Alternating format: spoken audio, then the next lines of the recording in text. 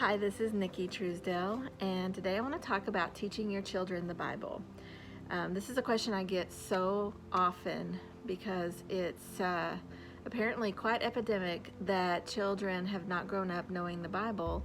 And so I talk to adults who were raised in a Christian home, went to church, some of them went to a Christian school, and they never knew how to read the Bible. They never knew how to study it, and they don't know the Bible. And so I think we could trace our cultural problems back to this very thing because I would assume that over the decades, parents thought, hey, the church is doing that. They go to Sunday school, they go to youth group, church camp every summer, and so they're good. Well, I think we're seeing now that that was not the case. And Scripture tells us that it's the job of parents to train a child up in the way they should go, that we should teach them the statutes of God while we sit, when we stand, when we walk, when we rise up, when we lie down. That means discipleship is constant. And one of the most important things a Christian parent can do to disciple their children is teach them how to read the Bible, how to use it, and how to understand it. And so I want to go over a few of the things that I use, and then I'm going to link a blog post with all this information below. So let me start with saying your children need to understand the big picture. What is the Bible? And one of the things that I recently got last summer, and we went through this together, even though my kids do read the Bible, I thought it was a good refresher. It's the 10-minute Bible journey. I got this from Answers in Genesis, and you can get it at christianbook.com, and it may even be on Amazon. But this is really is a 10-minute Bible. Some people would call it a devotional. I just call it a Bible study for kids. And it's really perfect for this modern age because our kids are dealing with a concerted attack on the Christian faith and on the validity of Scripture. And is God real? And did he say those things? And so many things that kids need to be prepared for. This is not the world you grew up in. This is not the Christian country that we used to have. It no longer is. And so this children's Bible, in very simple ways, addresses little bits of apologetics all the way through, and it helps answer questions like, who did Cain and Abel marry? Did God really have an ark? What about the dinosaurs? All those little questions that adults ask and they cannot answer, they're very simply addressed in this book. And so you can see it's very simple, but it also has a timeline because the Bible is also a history book. And so it shows you when these different things happened. With each short story, there are scripture references if you want to go further. There's a short prayer. And then at the back, there are even footnotes. So if you want to research what this Bible talks about, and the claims that it makes, all the notes are here. And so if you want to say, well, I don't really understand that whole thing about Cain and Abel, there are footnotes here to go deeper. So if you have little kids or big kids, or if you and your spouse want to know more, this is a great place to start, even for adults who are not familiar with the Bible.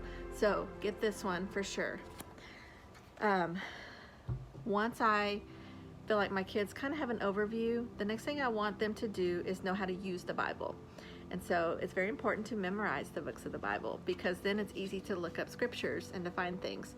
And so this is fun. Kids like to memorize things, especially if you turn it into a challenge of some sort. And so I just think it's time to focus on memorizing Genesis, Exodus, Leviticus, Numbers, Deuteronomy. Go all the way through the Old Testament and then memorize the books of the New Testament.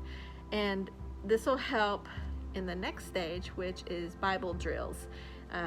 When I was growing up, this was a very popular thing. I was a winner all the time in Bible drills. But what that is calling out a scripture reference and having everyone race to see who can find it first. So we did this in the church that I grew up in, and it was a lot of fun, but it helps you get quick. It helps when the pastor says, turn to this verse, and everybody in your family can turn to that verse. So memorize the books of the Bible with your kids. It doesn't happen overnight. It might take a few months, but start with 4 or 5 and say them over and over and over, and then go on to add 2 or 3 more. Say all of those over and over and over, and then add a couple more. Same over and over. That's how you memorize anything. Just repetition, repetition, repetition.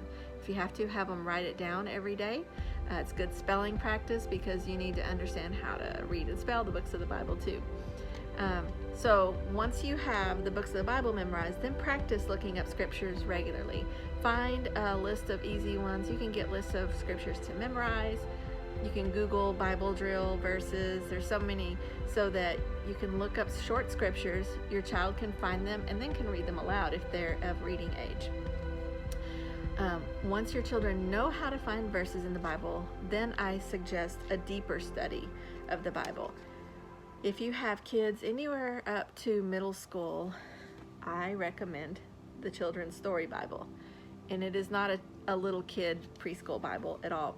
I like it because it takes some of the stories that fill up chapters and chapters and chapters, and it condenses it into one story, but it often quotes directly from the King James Bible. And so it's not someone's opinion or a little baby version of the Bible. It's really good. I mean, it's not mostly a picture Bible. It's just an easier to understand story. It's the story of the whole Bible. And so I like to combine this with the Picture Smart Bible curriculum. And all this is so very easy. This is a printout, so I can't show you the book. I mean, this is a CD that you can print out. But I have some pictures on my website. And what this does is give you almost like a comic book style page of one whole book of the Bible. And I combine it with this because they work well together. It wasn't designed that way, but I found that they work well together. So for instance, if you print out the Genesis page, it has very light line, traceable lines for your kids. And each little part of the Bible has a small section on this page. And like I said, it's similar to a comic book style, but your kids are drawing as they listen. They're following the instructions, and they'll write a few words here and there that talk about creation, the days of creation, and then goes into Adam and Eve and Cain and Abel, when sin entered the world, then Noah, and all the stories in Genesis. And by the time you finish Genesis, your kids each have a neat picture representation of that whole book. And so I really like drawing and writing as part of learning everything. Anything you read that I've written about that, you'll see that I incorporate this kind of stuff because it cements it in their heads. And so these two together, the Picture Smart Bible and the Children's Story Bible, work well. However, you can use this with a regular Bible, and I highly recommend it. I recommend using this for little kids all the way up to teenagers, because for little kids you can print out the one that's not traceable and they can just color, and then for older kids you can print out the blank one where they fill in everything themselves. Even teenagers like to draw. In fact, they probably like it more.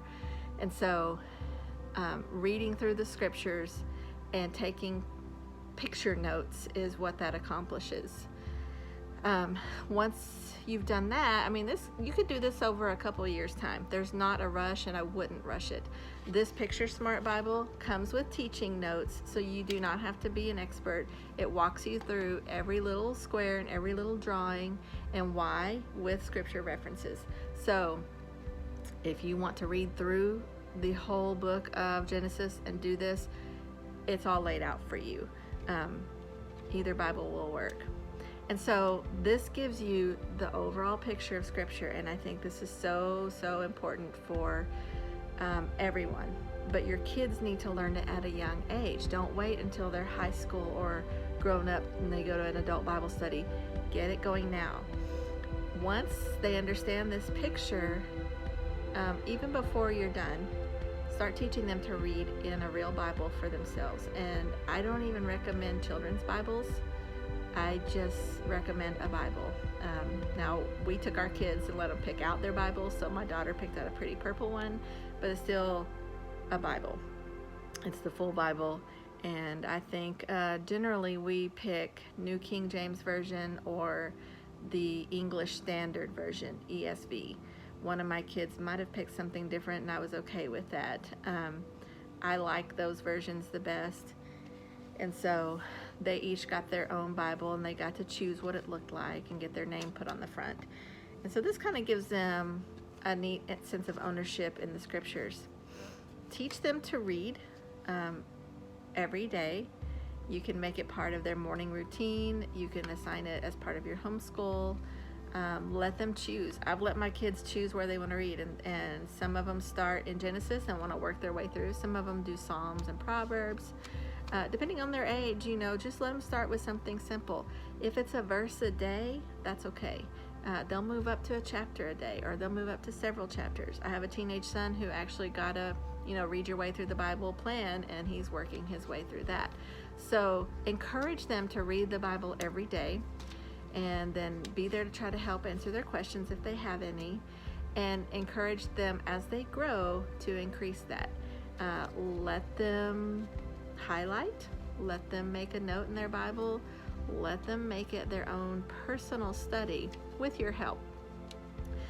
And then one of the most important things, besides everything else I just said, is to memorize scripture, because memorizing it cements it in your brain, and it'll come back at the most important times.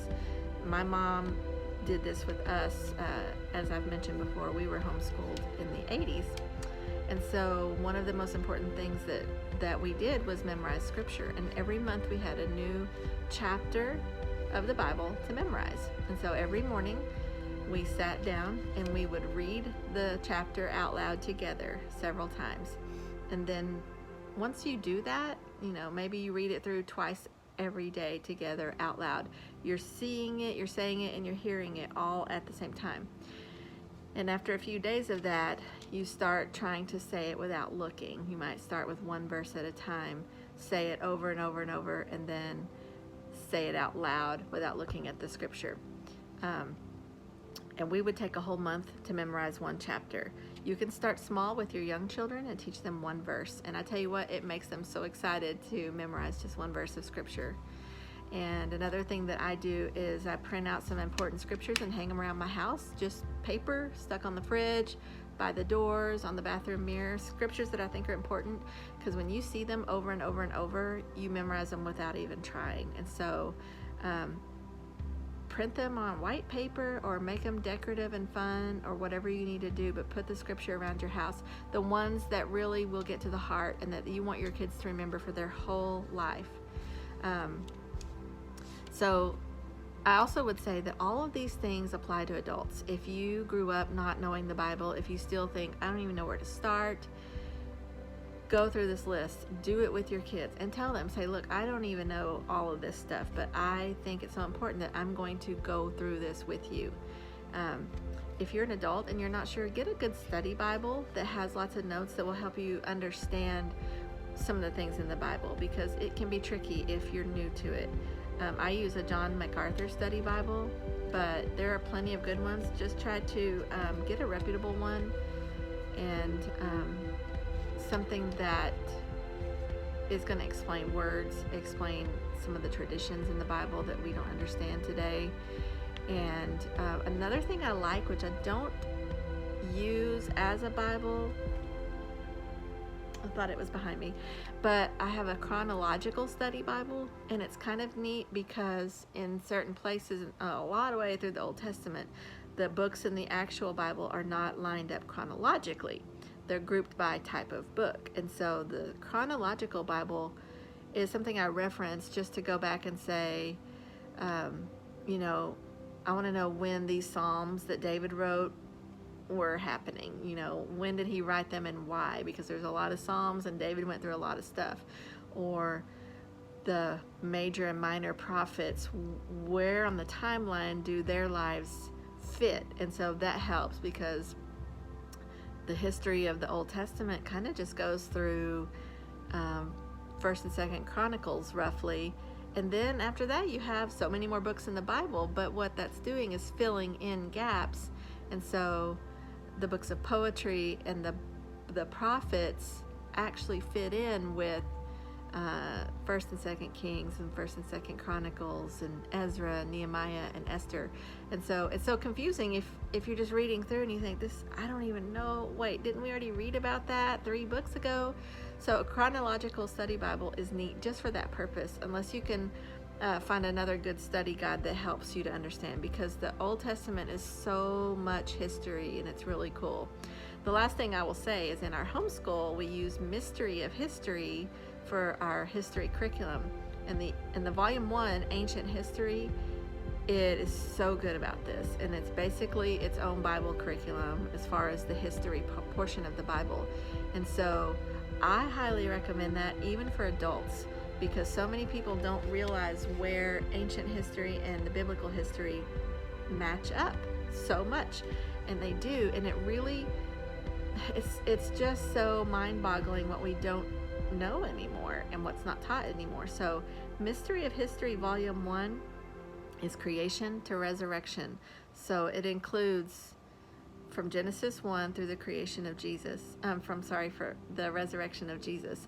And so it fills in not just the biblical history, but all the ancient history on the timeline with it. And so you see that the book of Ruth and the Trojan War were at similar times.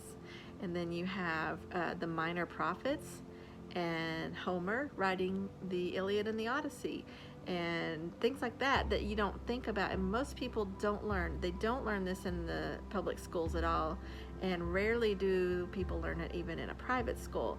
And so this is a really good introduction to biblical history, even for an adult who just wants a really good introduction. Not just introduction, it's a great education for anyone. And of course, I highly recommend it for your kids in your homeschool. So I just want to close by saying knowledge of the Bible is so important for everyone, no matter what century you live in. But in the 21st century, the Christian faith is under heavy, heavy attack, even from the church. Progressive Christianity is infiltrating with all kinds of false teaching and false theology. And I think it's so important to know the Bible, because if you already know the Bible, you're not easily led into a false gospel. And those false gospels teach you that salvation is not that big a deal, and that Jesus dying on the cross was, maybe it happened, maybe it didn't, and is it really important anyway? And is Jesus really the Son of God? I mean, so many things are coming out of progressive Christianity, out of churches that are basically downplaying the importance of what Jesus did and the validity of Scripture. And so the best thing you can do, the best way to learn apologetics, is to know your Scripture. And so start with your own Bibles. Start with your kids. Do it with them if you don't know it. Ask questions, talk to your pastor, and get into the Scriptures and get your kids in before their faith is attacked in the world. Thanks for watching, and I'm going to link that blog post with all of the things I just talked about here.